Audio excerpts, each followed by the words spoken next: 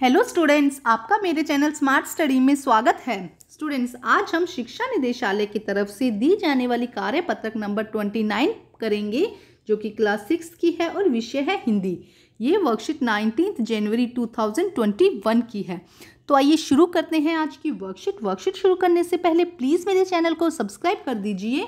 तो आइए देखते हैं आज की वर्कशीट टिकट एल्बम भाग 1। प्यारे बच्चों, आज से हम कहानी पढ़ने जा रहे हैं। वह आपकी पाठ्य पुस्तक वसंत में पाठ 9 है। तो आपकी पाठ्य पुस्तक वसंत जो है उसके अंदर से 9वां पाठ है। कहानी का नाम टिकट एल्बम है। यह कहानी तमिल लेखक श्री सुंदरा स्वामी जी ने लिखी है। तो किसने लिखी है बेटा? सुंदरा स्वामी जी ने लिखी है तमिल में, जिसका हिंदी में अनुवाद श्री सुमति अय्यर जी ने किया है।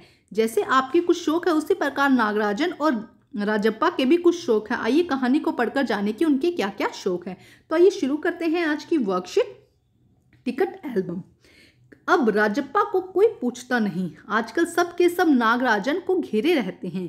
नागराजन घमंडी हो गया है। राजप्पा सारे लड़कों से कहता फिरता। तो देखो, 2 लड़कों की कहानी बताई जा रही है, एक राजप्पा और एक नागराजन।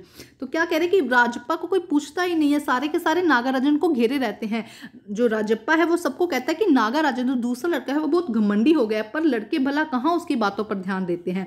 नागराजन के मामा जी ने सिंगापुर से एक एल्बम भिजवाया था। देखो, जो नागराजन है उसकी मामा ने सिंगापुर से एक एल्बम भिजवाया था। वह लड़कों को दिखाया करता था और वो क्या करता था, स्कूल आता था तो वो उन लड़कों को दिखाता था अपने दोस्तों को। सुबह पहली घंटी के बजने तक सभी लड़के नागराजन को घेर कर एल्बम देखा करते। आधी छुट्टी के वक्त भी अपने आसपास लड़कों को जमघट लगा रहता। जब आधी छुट्टी हो जाती तब भी लड़के क्या करते, जो नागराजन था उसके आसपास घिरे रहते थे। वो मतलब सिंगापुर से एक एल्बम आया था उसे देखने के लिए वहां पर रहते थे। कई टोलियों में उसके घर तक हुआ आते थे और कुछ लोग तो उसके घर पे भी चले जाते थे। नागराजन शांतिपूर्वक सभी को अपना एल्बम दिखाता, पर किसी को हाथ नहीं लगाने देता। मतलब उस दिखाता तो सबको जो नागराजन था, जो लेकिन वो हाथ मतलब दिखाता सबको था, लेकिन किसी को भी हाथ नहीं लगाने देता था। एल्बम को गोद में रख लेता था और एक एक पन्ना पलटता था। अब क्या करता था, वो एल्बम को गोद में ले लेता था और धीरे धीरे एक एक पन्ना पलटता था। दिखाता सबको था लेकिन हाथ किसी को नहीं लगाने देता था। लड़के बस देखकर खुश हो जाते थे। और तो और कक्षा की लड़कियां भी उस एल्बम को देखने के लिए उत्सुक थी। मतलब लड़कियों को भी उसमें अच्छी अच्छी फोटोज थी तो देखने के लिए अच्छा लगता था। पार्वती लड़कियों को अगवा बनी, एल्बम मंगवाने आई। लड़कियों ने भी वही तेज तरार मानी जाती थी। उन लड़कियों में एक का नाम था पार्वती। जो क्या हुई, उसने शुरुआत करी, भी तुम हमें भी दिखाओ ये एल्बम है क्या ऐसा। तो उसने, वो थोड़ी सी तेज तरार थी, मतलब थोड़ी बोलने में तेज थी। नागराजन ने कवर चढ़ाकर एल्बम उसे दे दिया। शाम तक लड़कियां एल्बम देखती रही, फिर उसे वापस कर दिया। अब जो नागराजन के मामा ने जो एल्बम दिया था, सिंगापुर से जो एल्बम लेके आया था, वो उन्होंने लड़कियों को दिया। लड़कियों ने उन्हें देखकर उन्हें वापस कर दिया। तो ये है टिकट एल्बम की स्टोरी है बेटा। 2 दोस्त हैं, राजप्पा और नागराजन। आगे देखेंगे कि क्या होता है स्टोरी में। तो अब करते हैं इसके प्रश्न उत्तर।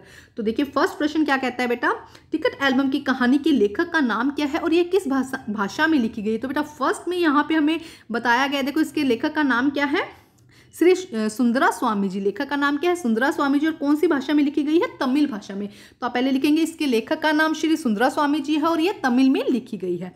प्रश्न नंबर 2 देखते हैं बेटा, इस कहानी का हिंदी अनुवाद किस लेखक ने किया। तो हमने यहाँ पे अच्छे से पढ़ा है, इस कहानी का हिंदी अनुवाद किसने किया है बेटा, श्री सुमति अय्यर ने। तो सेकंड का आंसर हो जाएगा श्री सुमति अय्यर।